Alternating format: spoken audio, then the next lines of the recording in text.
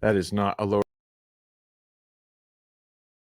Well, I'm live here. Welcome, guys, to A Winning Here Destiny. You're so welcome to get that off. I'm actually live. Thank you so much. Nothing like working with professionals. Nothing like that. None of us really know what we're doing. We're just all going after it. Guys, I bless you guys. God bless you so much, guys. Welcome to episode 120. 121. Ooh, I should have talked about the number 120 yesterday when we did that. My team even reminded me to do it, but I still forgot. I got so distracted by Pastor Darren Stott's nonsense. I just got so distracted by it. God almighty, that guy's funny. He is so funny. I called him last night, y'all, in the middle of the night and said, dude, I bet you don't know what I'll be your huckleberry means. I bet you don't know that. And he's like, no, I don't. I said, bro, it's like discovering the mystery, understanding fully Revelation 7, 8, and 9, understanding what I'm your huckleberry actually means is like a really big deal. Well, friends, it's time for me to say hello to everybody that's starting to chime in. I see Sarah the Savage is on here. Sarah the Savage, I'm so glad to see you. Rebecca Porter, my Kentucky lady. I call you blessed, man. It's so good to see you. Who else is in here? Man, I need to put my glasses on. I'm having issues being able to see. Oh, I think I look rather astute when I wear glasses. Paul Phillips, he looks pretty good wearing glasses too. Hello, Paul, man. I hope you're doing well, my friends. You guys be sure and let me know where you're at and where you're calling from. Who do you guys see over there and where they're from? I see Levi Boatwright. Alabama is in the house. Who else? South Africa. Indiana. Yeah, Indiana. Put your glasses on, Mildred. Get your glasses on. Guys, today you're really going to like this. I have a friend of mine, and it's a lot like Darren Stott, Cindy McGill really doesn't have any friends. And there are certain people that God will send into my life, and he'll say, Troy, I just want you to be their friend because they don't have any. Cindy is very much like that. Now, this is not a public thing, Cindy. So if I can just privately berate you for just a moment in your introduction, there's only 1,000 people that are plugged up with this. So it's no big deal. Cindy is a troublemaking, drop dead, so doubt Jesus freak. She is fearless. She's not as fearless as me because she just told me she would not get in a shark cage. Now she just got through making fun of me. Let's go ahead and let me get you on here. Hey, Cindy, how are you? I'm good. Well, you're making fun of me because I just got my B12 shot and I was on camera getting ready for this because I just left another show, another podcast to do this. And you're making fun of me. You're so scared. You're so scared. Okay. Mm-hmm. Well, I want to ask you this, man. Would you have climbed into that shark cage last week? No. Why not? No. What's the problem? Well, God gave me common sense. I mean, that's one thing. And, that's not really something that I felt directed or by God to do. That's been huge on my bucket list. Now that I've done it, I want to do it all over the world. I want to see bigger and bigger and bigger sharks, and I want to get in the water with them. I want to tell you, it was fun, and it was amazing, dude. Yeah. Now I already told you that when the Big Daddy came up to the cage and pushed the cage, it was a little embarrassing because I became like an ink jetting octopus and I projected myself out of the water accidentally. But outside of that, I'm not sure the other people in the cage appreciated that. But honestly, whenever I first got there, Cindy, we went way out in the ocean and we get out there and the cage was capsized. It was over on its side. And I was like, what the? And they're like, yeah, there's big waves today. And that happens sometimes. I'm like, oh my God. There's no way. I'm like, you bunch of Hawaiian hillbillies, you can't have the daggum cage turnover while you're in it. And it's in 400 feet of water. So I didn't want it to become separated from the thing that keeps it floating. I don't want to sink down to 400 feet, but it didn't have a lid on the top anyway. And so when it tips over, you're exposed to these big giant sharks. But anyway, nothing bad happened. We had a great time and it was amazing. What did you do? Well, not that. Barney over the weekend. I mean, what did you?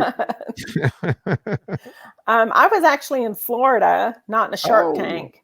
And Oh, yeah, wow. so I got to spend a few days out there. It was wonderful. Good I for just you. love Florida. Yeah. Oh, I do too. I love Florida. I'm Yeah. going to be in Florida tomorrow. I'm going to be in Tallahassee tomorrow. I'm going out there. Oh, I'm flying okay. out there. Yeah, I'm going to be in Florida tomorrow, and I'm going to be with Paul Wilbur and Brian Schwartz, and we're going to do a bunch of really cool, fun stuff. I'll be there Thursday, Friday, and then I'm flying back on Saturday to be here in time for church on Sunday. So yeah, that's what's going on. Hey guys, I can see Amber Kennedy is here in the house. Hello, Amber. She said that was so good with Pastor Darren. Yeah, he was okay. Let's see here. Kevin Wyatt. Oh, common sense. Like you would know Kevin Wyatt, King Jesus. Allison, my good friend from Canada, is here. Allison, I'm so glad you're here. You know how much I love you. All right. So I see Las Vegas is here, all kinds of people, and I'm ready to do this. Are you ready to do this, Cindy? Oh, yeah. Okay.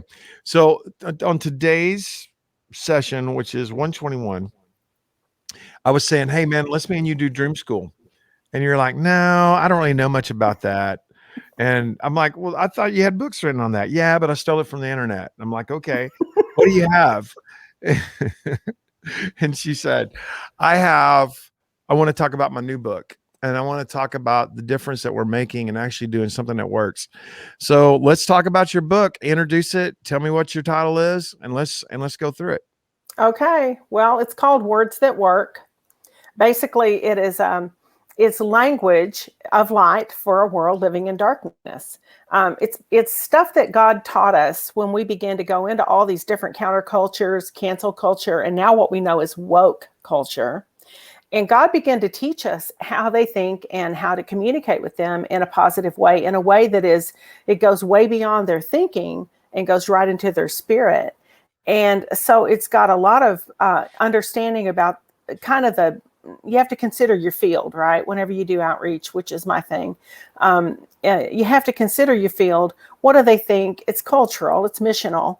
And so we had to do all that. And, of course, we use dream interpretation, but God began to give us other language that made so much sense. And it was easy. It was dumbed down for people to invite them or compel them to come in and have an encounter. I was thinking about how when I started doing all this stuff, I had no idea. I'd never been into New Age. I had never been into any kind of spiritual pathway besides Jesus. That was it for me. And so I got kind of thrown into it by accident. So I talk about that and how God said, if you're not present, things won't change. And so just recently, we've been talking about how in Psalm 119, 126, the verse says, "Oh Lord, it is time for you to act because they have broken your law." Mm. And I was thinking, that's a sovereign thing. Lord, it's time for you to act. And it was as if God arrested me and said, I use my body, I use my church, I use my people to act. And, in Matthew 28, it says, hey, all authority has been given to me in heaven and earth. So then the next verse says, therefore, go into all the world and make disciples. It doesn't just say get them saved. It says make disciples. Come on, sister. In order for you to make disciples, you have to have community with them. You have you've got to spend time with them. You've got to make them understand, learn what you've learned, in all the ways that God has taught us to follow him. And so I began to take it from that direction. Basically, it's time for you to act, oh Lord, and then it was as if God turned it back on me and said, it's time for you to act. So when the church isn't present, things get out of control. When we aren't available and we don't create a space for the Holy Spirit to move, things get out of control. When we're not a voice, people hear wrong things. When we're passive and we sit back, or we're bound by fear or whatever it might be, things begin to take a detour and go in a direction that they're not meant to go. And we see this pretty much with the psychics and with the New Age, dream interpretation being one of them. We were always meant to interpret dreams. People have said to me in the early days when I did write my book on dreams and I was doing dream outreaches right all over, they said, well, that's New Age. And I said, no, that's Genesis. I mean, God's the one who's the giver of dreams. He's the one who decided that was where he wanted to communicate, a healthy portal of communication. So when I began to go into the New Age, and I brought Jesus in there instead of all the other things that they'd been believing, the Holy Spirit showed up in such a powerful way that it was easy for us. It wasn't even hard. They're already hungry. That's why we call them spiritual seekers, right? And they're already hungry for spiritual things. They just need the bread of life, but he's got to be in a different wrapper. A different wrapper. I love that. Yeah. It's a new wineskin. It is a new wineskin, and that's all it is. And it's all about Mm-hmm. actually effectively serving people. Okay. Mm-hmm. So, and people that don't, okay. So you're a big part of my church. Your husband's on staff. You guys lead our encounter service here on Saturday nights. You guys love us. You're here at Open Door. And I mean, our church is a large church. Yeah. And you also, and I mean, and I'm not going to apologize for that, because we do a large work that requires a large community of people to do this work that we're doing all over. Mm-hmm. It's our calling. But I've had a lot of people throughout the years write certain kind of hate mail or whatever, just saying, you guys are just another seeker friendly church. Well, if you mean seeker friendly in a sense of we're scared we're going to make people mad, those people are idiots that would say that about me, because I stay in so much trouble for making so many people mad. That's one thing. But what they mean by that is you guys go way over the top and like how you're, why would you do greeters? Why would you do this? Why would you do that? It's about serving people. That's what it's about. It's not about, you're like, well, yeah, no, I do want to be friendly to people that are seeking. I do. And I do want to serve people. You don't serve little kids the same way that you serve high school kids. You do not serve the homeless exactly the way that you serve families, and so on. If you care about those people, you will literally relationally get into their world and tailor how you're serving them to them. Mm-hmm. Well, they need a hug. They need people that can speak to them and make them feel welcome.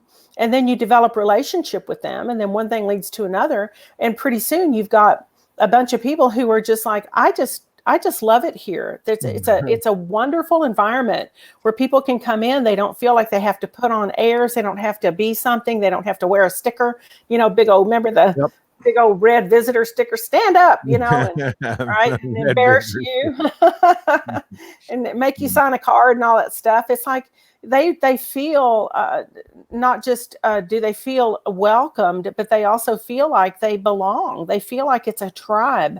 It's a place where they can learn and they can grow. And everyone is very, very loving and kind. I haven't met anyone really. I mean, we pastored, that.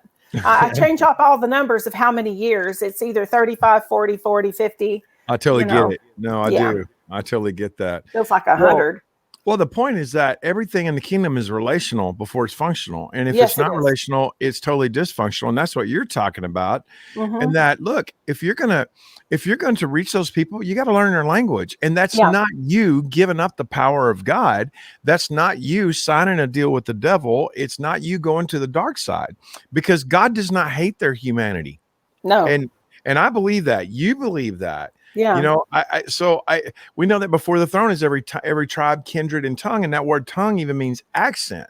That's what the word is. So God doesn't hate their humanity. I mean, he gets involved in our worlds and he speaks our language. So we have to be willing to do the same. St. Patrick did that because there's a book called The Celtic Way of Evangelism. And the way that he did that is he brought all the artisans and people that had different gifts and things, and they became a tribe. They became a group. And his whole message was you can belong before you believe. And the reason why is because they needed to find out, is this legitimate? Is this something I can trust? If we look at the way that people have been, so many betrayal issues and trauma issues and things that have happened to people, they're not trust. They don't trust. They don't really trust. And so they have to be into a place where they feel like they can be and they can belong. And then they begin to believe and they begin to invest and they want more. And that's really the way that all relationships work. I mean, if you think about that, friendships, you meet someone and you click with them and you think, okay, we'll be friends. And so you develop a friendship. And the way you do that is you go out to coffee, you have them over, you discuss certain things, you find places of connection where that you're, talking about certain things. And then in the church setting, there's so many of us in different facets that have all come together. I knew that this was happening, of a new connection, like reassignment for realignment, right? So Yep. the realignment had to take place for the new assignment to begin to unfold, because God's connecting people, and we've all had a journey and we've all been through things, and now he's realigned us. I mean, we're doing things, Troy, with you guys that Tim had a dream about 25 years ago. Crazy. 25 years ago, we had a dream, or Tim did, and we had no idea. He was taken to Dobson's house, remember? I do. In a blue Mercury comet, and your church is on Dobson Street. It is, which is crazy. When he told you, when we showed up, you said, this is the year of Mercury. Mm-hmm. That's right. And that means messenger. That's right. Yeah. You remember? Oh, I do. It was like, who would have thought? No, it's crazy. 25 years ago, we would have been given direction about what we're doing now. So I believe, and just in the dreams, the way that we understand dreams, they're all layered. They have a different time frame of unfolding. What we may interpret today may be different in 5 years or 2 years or 3 months or whatever. So I believe they're layered, and God's trying to communicate his message. By way of outreach, it was funny, because when I first started doing this, we took teams out on the streets and things. And I thought, let's go into the New Age store. So this is where we became present, right? We became present in the New Age store as Christians, and they didn't really know who we were or what we were doing, other than we were dream interpreters. And we told the guy, he had like a mailing list of around 25,000 people. And he said, well, how many dreams do you need to be good at this? We said, we're practicing. And I said, we need 1,000. Because I knew if I told him that, he'd keep us in there for a while, right? And we were free. So we never charged anything for it. Well, we became so popular. We were in the New Age store 2 Thursday nights a month for over 2 years.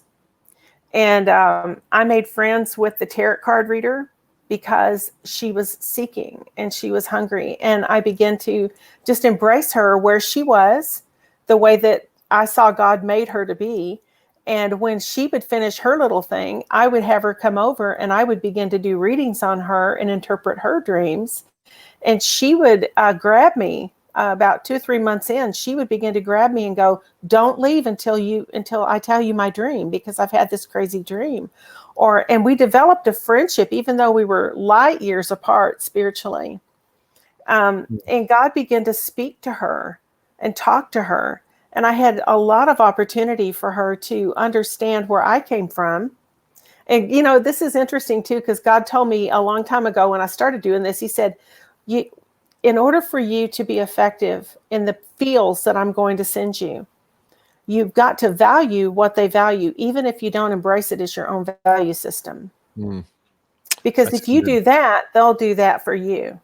That's good. I like that very much. As you guys are listening to Cindy McGill, we're talking today, and we're especially talking about the theme of her new book. I want to show you this cover of her new book, and it is called Words That Work. Words That Work.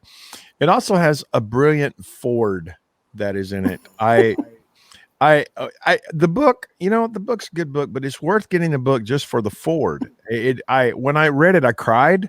I felt a specific breakthrough. Who wrote your Ford on this book, Cindy? There's this crazy, weird guy that gets in shark cages, and his name is Troy Brewer. He wrote the foreword to this book, right? I just renamed him Jonah. I'm going to call him Jonah from now on, right? Oh no, I just love the dive. I can't tell you how much. diving is one of my happy places. I just love to dive. Well, okay, so I'm gonna open up this now for questions and for comments, and I want to ask you if you're gonna coach me through. Okay, if I was going to go do evangelism, and if I had a prophetic gift, coach me through that. What do I do, and what do I not do? Well, the first thing you do is you get people to pray for you before you ever go out. Preach it. And we always get our prayer teams in place, and we ask God to give us direction. There's no time in heaven. We're the only ones that are bound by time on earth. So we ask God to show us ahead of time what we're going to get into. And then we begin to ask him to give us his heart for the people that we're going to run into. Awesome. And he does. And there's times, and because I would talk to everyone, right? I'm out there I want the big catch, right? So yes, I would ask him, you're going to have to do something here to show me who to talk to, because I'll spend all night long talking to everyone I see. And so what he did is he began to highlight them like they would highlight, like a yellow highlighter, like they glow.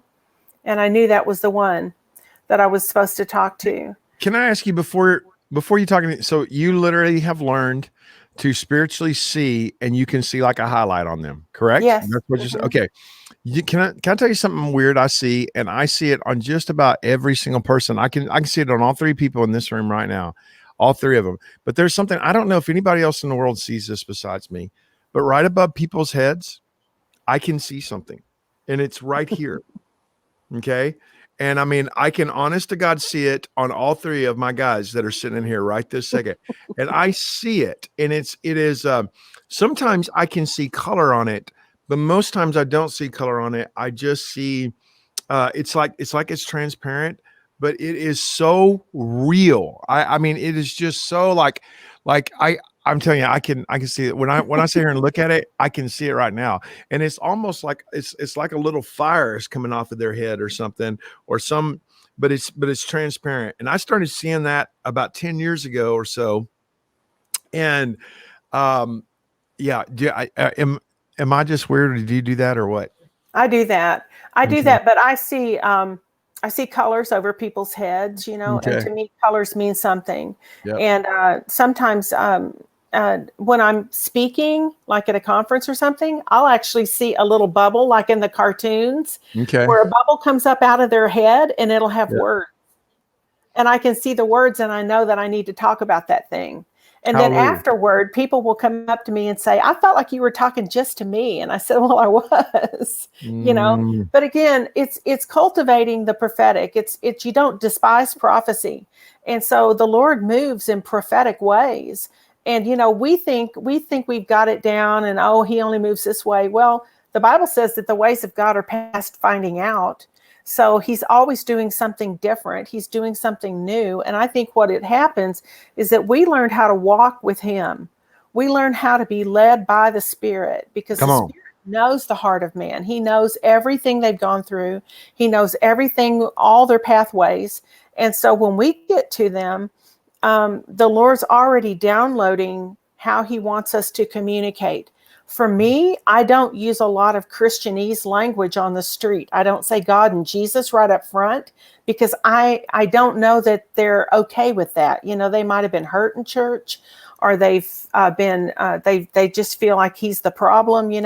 I remember David Wilkerson years ago said, one of the last big deceptions will be that the devil will try to do job description changes with the devil, like with Jesus and the devil. In other words, the devil will try and blame Jesus for the things he does. And so that's why people are calling evil good and good evil, right? Right. Okay. Hey, wait, let me speak into that real quick. Okay. I'm so sorry to interrupt you, but for people would say, whoa, wait a minute. You have to bring Jesus up front. You have to do that. I want to tell you, there is a time that Joseph gets revealed to his brethren, where he doesn't look like Joseph. Even Jesus, even after he was resurrected, he showed up and talked with people for a long time, not revealing he was himself. That's right. And for people to say, on the road to where? What was it? The road to? I've been to that little town. Is it Arameus? Is that what it is? Arameus. Yeah. So right on the road, they walked with him, and I've done that walk from Jerusalem there, and it goes straight down into a valley, and it goes straight up, and it is miles and miles. It takes a whole day to do that walk. That is not a, oh, hey, we're going to walk for 10 minutes walk. I've done that walk, and I'm telling you, it nearly killed me. It was unbelievable. That is a rough walk. And I was amazed at just thinking Jesus was with them all day long and didn't reveal himself until after they sat down at the table and they were friends. Well, and he also said, pour out your heart. Well, preach it. He said, why are you sad? What's going on? Tell me what's happening. You see, he developed this whole thing. He said, pour out your heart. Yep. Go ahead and pour out your heart. And before he revealed himself, because he needed them to get it out. Because this is another thing I've learned.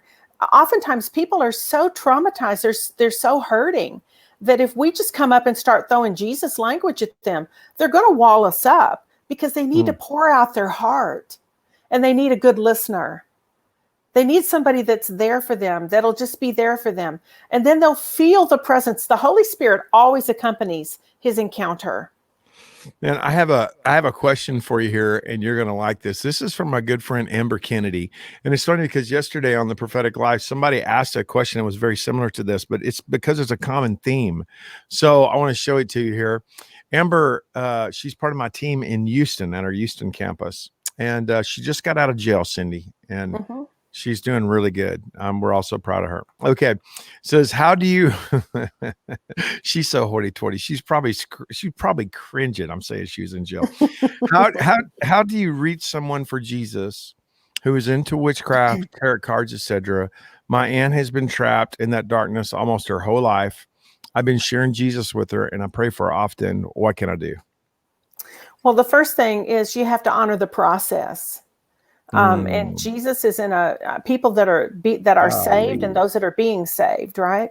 And so what I do is, yes, pray for her, but I would keep my Jesus language on the down low, because God will reveal himself to her through your love, through his love for her. And things begin to change. We saw this happen time and time again, where we were, especially at Burning Man, where people are so into all these alternate religions and all the different things, and witchcraft and seances and the whole thing. And we had a Reiki master who came into our tent, and we just got him in front of the one who could do something about it, right? Who could reveal Jesus. Jesus could reveal himself to this person. And we just created the space is what we did. And he had this encounter with the Holy Spirit. That's one of the things we do. Would you like to have an encounter with the Spirit of truth? Because that's who he is. And of course they always say yes. I mean, who wants to be lied to, right? So, so they put their hands out, the Holy Spirit would come over them, and now they've got something to contrast it to. Now the light has swallowed up the darkness. And he came out of that tent. We have this on video, actually. And he goes, I am a Reiki master. I go to school for this kind of thing, and nothing I have ever encountered has been that pure, that peaceful, that easy. He said, I feel like a new person. He goes, I am absolutely blown away. He said, I've studied this.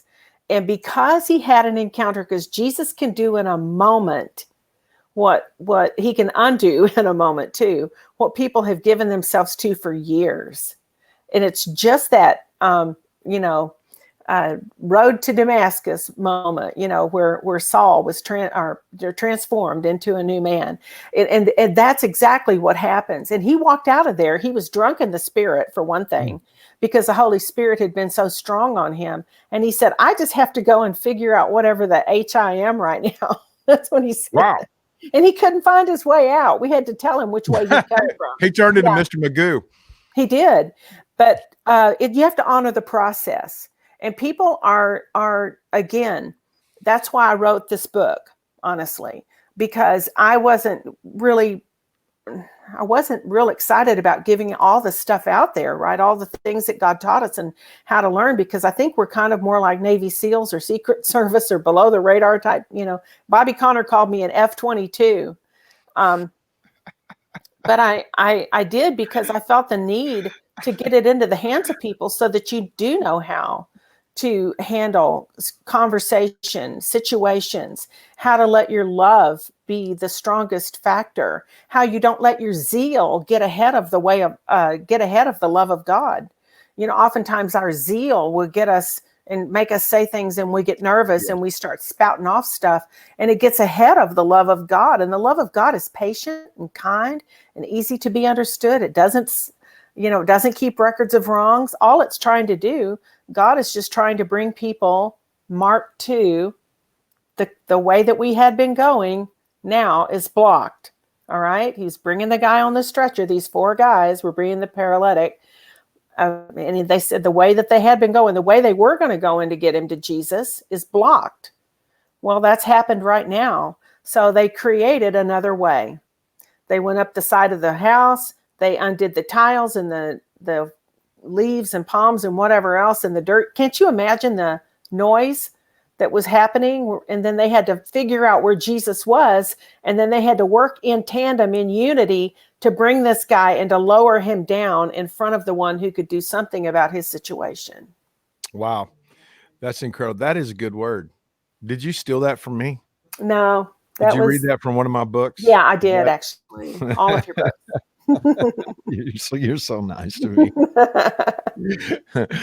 But I think we have the same heart, Troy. I really do. I know that. I know your heart. I know how you feel. I know this is your heart. I may be in a different field where God sent me into these weird places, but we have the same heart, and I think that's why there's such a connection.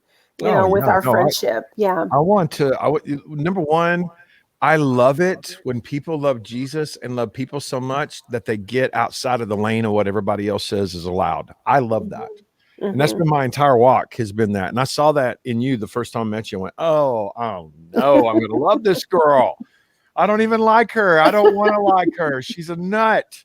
Yeah, you're my friend. You're my only friend. I am your friend, and I love you very much. I'm just so impressed with really and truly. And another thing too that you do very well, Cindy, that whenever I'm bragging on you, and I brag on you a lot, I actually do.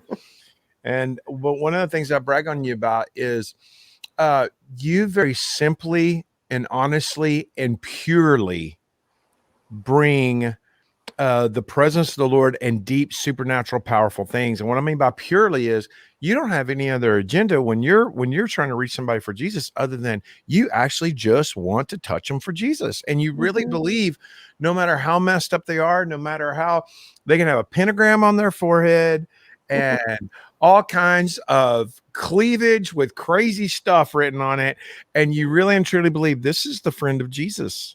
Jesus is their friend, and he loves them, and I'm going to help them. And I love that about you. And I needed to see that, because I try and be like that very much. I try so hard to be like that, but I saw it in you in a whole nother level that was pure and honest and real, and was just so grateful for it. I think, if it hadn't been for my salvation back in 73, I was on a road just like everyone else. And maybe I didn't have all the life circumstances that other people did, but had God not gotten a hold of me and I didn't receive him, I was a wild child. Okay. So what? I know. I figured you were a librarian before. Yeah, right. A librarian. Yeah. Yes, I've been told that. But yeah, so I've always had this thing about me. I think I've always been a forerunner. I've always had this thing about me to go in places where no one's going. I was at a conference one time, and there were a bunch of big name speakers on the stage. And this is early on when I first started the prophetic outreach stuff. And I looked up, and they all turned into Clydesdale horses. And they were stomping ground that had already been stomped on, and they were all in one big pen, right? And the Lord just said to me, while I'm sitting on the front row, he said to me, look over there. And he pointed over the corral, and there was a wide open field and nobody was in it. And he said, go over there. And I thought, that's where I want to go. Because to me, I've watched God reach into the heart, deep down into the heart of the most potentially visibly unreachable person, right? And God has just taken them and just peeled them like an onion. And I've watched his love penetrate their heart. And the weird thing is too, I get to be a partaker of that divine nature, because when I'm getting ready to have an encounter, my heart will beat different. And it'll actually start to beat differently than what my normal heart does. And I know I'm going to have an encounter. So he's downloading me with what his heart feels towards that person. And there's times when, like, we had this gal at the porn convention, and she had like horns coming out of her head. You know, she'd done the prosthetic stuff, you know, Right. and she was all tatted up and stuff. And I mean, I got one look at her, my heart started beating differently. I felt this overwhelming love for her that I knew wasn't my own. And I pushed everybody away to get a hold of her. And I grabbed her like a mom, and I hugged her. And we have that on video. I never know what's being shot, right? I never know what's being filmed. So that's why you can't cuss when you preach. That's right. Right. And so I felt this overwhelming love for her, and she just started weeping in my arms. And I thought, I don't know how many times anyone's ever done that. Mm-hmm. And of course, I'm a stranger. I'm a mom, right?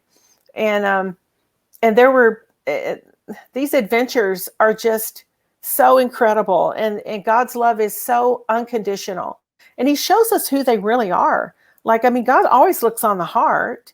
He's not taken off by man's appearance and what they look like and all their tattoos and all their stuff. All they're trying to do is they're just trying to get some peace, and they haven't found Jesus yet, who is peace. And so they're looking. So they cut and they do different things. I have in my book a story about one of the ladies that I encountered on the street, and she did scarring, and I'd never heard of it before.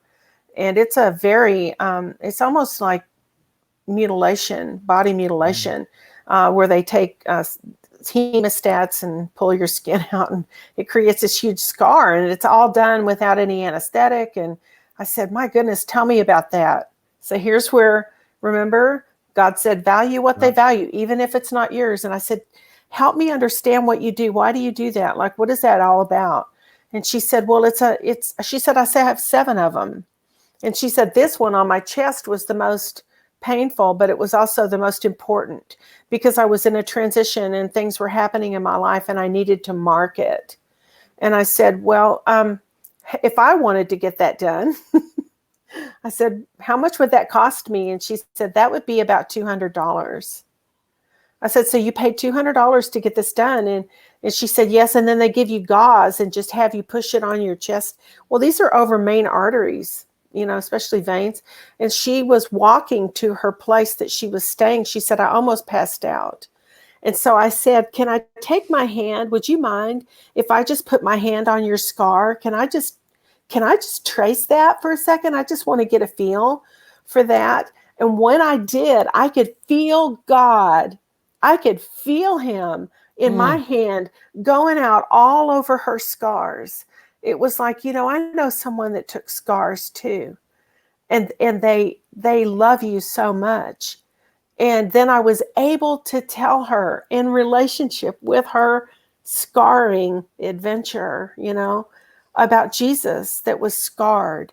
He was taken. Crazy. He was right.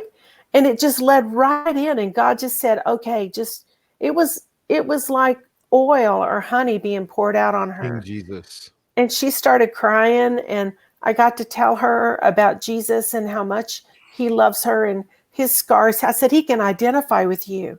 He can so identify with what you're doing, you know, and his pain, he took it on himself so you don't have to feel it anymore. You don't have to do that. And I got to meet her 2 or 3 different times at a coffee shop. That's and amazing. She'd rescued dogs.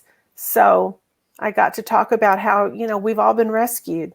Come on. You know, you got this heart for these dogs that would probably go be killed, and you just wanted them. You took them. I said, you're such a nurturer, because God showed me who she really was. And so those are the kind of stories that are in the book. It's like they're love stories. They're love stories about the unconditional love of God that says, I don't care what you've done. I don't care what your life. I mean, I do, but my goodness, I'm right here. I'm the one who can start it over again. I can give you everything that you've ever lost back to you again. Cindy, I have a couple of questions here today, and I'm going to put one of these up right now, which means Mildred's going to put it up. Okay. Oh, okay. You tell me you were ready, so go ahead. I'm listening. Sorry. How do you explain the difference?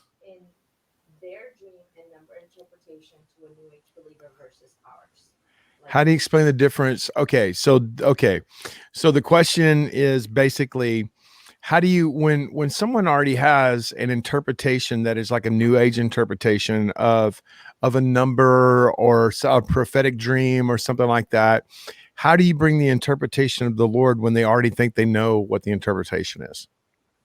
Well, God gives us the interpretation He wants them to hear. That's right. And then they'll often tell us, the way that I know I've nailed it on interpretation is they'll tell me. Yeah, that's right. They'll tell That's right. me. They'll go, Do you- that is spot on. That's right. Okay. And the interpretation is so important. Okay. It's it's good to be a dreamer. It's better to be an interpreter than it is to be a dreamer. And I want to tell you why. Because Joseph dreamed dreams when he was a young man. Then he got in trouble and God didn't give him dreams anymore, but he brought an interpretation to the Pharaoh which gave him authority. The interpretation is what actually gives you authority. It's the same thing with Nebuchadnezzar whenever Daniel showed up. We had to be able to interpret the nightmares that people are living in and be able to say, I know what that is. I know what that is. And it's not what you think it is. It's this. And you're not in the trouble you think you are because you're loved and you all those kinds of things. But you are in a trouble that you don't know you're in. And to be able to interpret is a big, big, big deal. What's your name? Cindy. Thank you. Cindy, there was this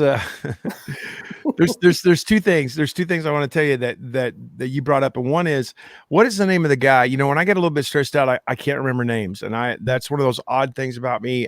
That part of my brain leaves. I'm talking about my wife's name, anybody's name. I can't remember anybody's name. I just go blank. And I've been like that since I was a little boy. It is actually from a trauma. Okay. This is what it's from. But it's okay. It's all good. Because how I know people is not just by their name, but I know them by their heart. Yes. And I do know people by their heart. I promise you, I do. Yeah, I'm the same way. I can be around people and it doesn't take me any time at all. And the Lord will show me their heart. And I'm very much into that. But what is the name of the guy? He's an amazing guitarist. He's wildly prophetic. You and your husband went on a cruise with him and his wife one time. What is that guy's name? Ray Hughes. Ray Hughes. Okay. So one time, I have never met Ray Hughes, but one time I was in California and Ray was there and he was speaking and he stopped speaking and he prophesied to me and he said, young man, I want you to stand up. I was quite a bit younger then and nobody calls me young man anymore. So I said, okay. So I stood up and he said, the Lord calls you a Trojan horse. And he said, you're a Trojan horse. And he said, before he said, you are a war horse and you are a Trojan horse. Well, dude, my name is Troy. Okay. Yeah, so, right. I mean, that's pretty cool prophetic word. I mean, he didn't know me from Adam. And he began to talk about that there were hidden things inside of me that was going to be revealed and it was going to wreak havoc to the enemy, but that it was going to remain hidden. Well, my ministry never took off. I was never on TV or radio or anything until I was 50 years old. Okay. So the Lord kept me hidden for a long time. And I actually had prophets like Benny Hinn and some people like that actually speak that over me when I was young, that I would be hidden until a certain age. Okay. Well, hiddenness is a big theme between me and God. That's another big thing. But anyway, whenever he began to prophesy, you're talking about those Clydesdales and we're talking about all that. He began to tell me that I was a war horse, and he began to speak a word of a war horse into my life and talk to me about what a war horse is. And I want to tell you, I just took down some of those points and I began to make I am statements with some of the things that he taught to me. Hey, I am hidden in Christ and I will be revealed, and Christ is hidden in me and he will be revealed. I'm going to wreak havoc to the enemy. I am brave. I am strong. I'm not a show horse. I'm a war horse. That's right. I began to make those kinds of things I began to make those kinds of I am statements, and it literally changed my life. And that was Yeah. just the power of a prophetic word. And Mhm. that was Ray Hughes. Yeah. Well, I mean, you are, and that's exactly your identity. So that's where, God has us. I think we're like this. We're growing, we're maturing. He's downloading us, he's forming us. We are the clay and he's the potter. And I think that with each phase of what we come into and what we begin to walk in, our identity starts to change. And so Totally. when you get to a point where God says, okay, it's time, then he opens the gate and you are a war horse. You are going to be causing great trouble to the kingdom of Mhm. darkness on Right purpose. on. And I feel that way myself. I mean, I feel like I am an F-22. Bobby Connor just turned around and just pointed at me. And I didn't, you know how you always want a word, but you don't Yeah, always get one. sure. And I said, "You're right." As he says, it's a fighter jet that goes into the enemy's camp. You can accomplish your mission and get out without being detected on radar. Mm. And it was interesting because when we did the Vegas adult conventions for, I don't know, 11 years, and one guy said, you should come to LA because we have one that's like 7 times bigger than this. And so I got a team together, and it didn't turn out to be 7 times bigger. But that day that we were going to go in to do the one in LA, on the front page of MSN, the news that comes Yeah. on your computer, it said F-22 gets new power. Wow. Come on, That sister. was the day. And it Come was like on. we were starting to go, you know what, we're going to take this land. That's what Oh, we're going to praise do. Jesus. We're going to take this land because we've got new power. And Hey, so I saved the article because it was so cool. yeah, I would frame that. I would Yeah. frame that, man. Hey, Hmm. Cindy, it's time for us to go, man. We've been talking for an hour and 48 minutes. So No actually for way. 48 minutes. We've actually been talking for 48 minutes, but I have a 2:00 meeting. And so I'm about Okay. to have to let you go. But hey, so people want to know, how do they get your book? How do we get Words That Work? We connect with Cindy at cindymcgill.org, right? That's right. .org. Dot You can org. pre-order. I'm getting a lot of pre-orders right now. We're Mm. hoping to get it out within the next week. And I've already got the back cover and the front cover and the spine. See, so I don't know anything about these things. And so then the content, it's been proofread. It's got, a lot of the language. I've got an appendix in there that tell you, here's the Christian word, here's the other word, here's the normal word you can say, right? So Yeah. I'm trying to just kind of whet your appetite for outreaches and things that we can begin to do, because it is time for us to act. And if we have the language that won't put walls up, or that won't will bring people into a place where they can receive the love of God, and we just keep it, Jesus, I know we talked, you said we're done, but Jesus even didn't say, Jesus told people not to say anything. And that's in my book too. There are Oh, three that's different good. times. Yeah, he healed a leper, 2 blind guys, and raised Jairus, his daughter, from the dead. And in each case, he sternly warned them not to say anything. So it is That's scriptural. good. And I That's didn't know when God told me not to say it. I didn't know it was in there. I had to go back and read it for myself. That's so So good. No, I needed to hear that. I needed to hear that, because a lot of times, man, you feel like you're failing the Lord if you don't start screaming Jesus, Jesus to everybody. yeah, And I know that that's not the case. I mean, I know it's not, because right, I've had the Lord tell me, and there have been times where I was going to start talking and I couldn't speak. I was in a right, very dangerous situation. I was just like, yeah, I just couldn't talk. And I thank God for hmm, that. Like, hey, he's serious about me not telling people what I'm here for or what I'm doing. And so, yeah. yeah, so there you go. Well, That is a great point. he sternly warned them. Mm. And I mean, they were creating havoc outside of Jairus's house. I mean, my goodness, they were wailing loudly and beating on the door, and then they mocked him when he got there. And then my next thing is, he took them all out of the room except for Peter, James, and John and her parents. And so if you mock what God does, you don't get to see the miracle. Whoa, my goodness. Preach that. Listen, I'm going to preach that all over the world, Cindy, and people are going to think I'm a genius. Cindy, Yeah. I listen, I love you so much. Congratulations on your new book. Thank you for what you bring to the body of Jesus. Thank you for what you bring to me personally, just the way that you affect my life. And I Well, love thank you you. I for love writing your my husband. forward. Oh yeah, it's okay. And I love your kids so much, and I love your husband so much. You guys are the real deal, and I praise God for you. Thank you. We're a mess, aren't we? You are a mess. You're a hot We mess, but I are. love you for it, man. Yeah. All All right. righty. I will talk to you soon. Okay. Okay, Talk soon. bye-bye. Bye. Guys, that is Miss Cindy McGill, and what an incredible person she is. Right on. Be sure and visit her at cindymcgill.org, cindymcgill.org. And if you want to send her an email, simply go to cindy@cindymcgill.org. She's smart, but she's not very creative, is she? I make my team nervous. She's not on here, man, to defend herself anymore. It's so funny. Did y'all hear me yesterday when I said to Darren Stott? I said, hey, listen, y'all can join me for the prophetic life with Troy Brewer, or you can join Darren Stott for the pathetic life.